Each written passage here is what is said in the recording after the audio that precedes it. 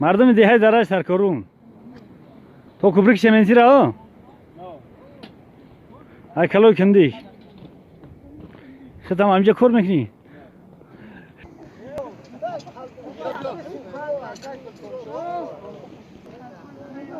نوعی سنگور آب روش مویم این بچه های میبینی این درای سرکارون از 39 نفر خیلی نه همون خود نکی همون دردی سرکاره تو همون روزولا همین منطقه ما هست سه روشید همینجا ما اومده رفته هستیم برای آبادی قشلاق همین ملت دولت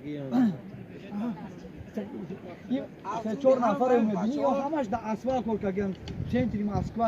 مسکو سیتی چی هم بکن خیلی نمی وقتهای نمی مهنت و همین چی یا دیگر فهمی نمی کورم پیش برای همون ای همین قانونی قانون مامیه اکای فایزال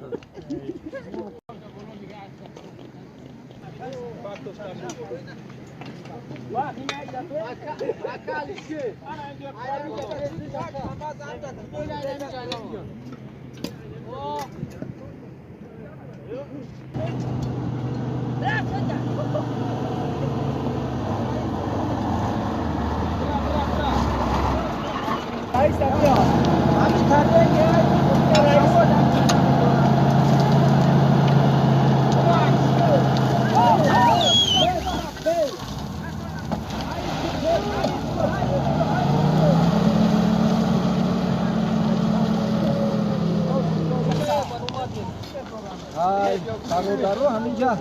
ما امروز که روز راهروزی اول برونای همین جمهوری آباد جمهوری اینجا میکنیم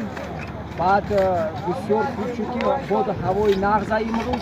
نبارید امروز بارون بسیار تنج اومدگی روز خوبه روز نغز مردم بسیار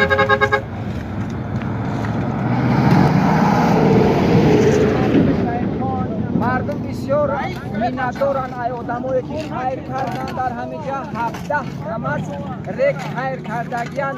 نام نشان شونا نسب شونا نمیدونیم ما بسیار میندار هستیم ای آدمایی که خیر کردن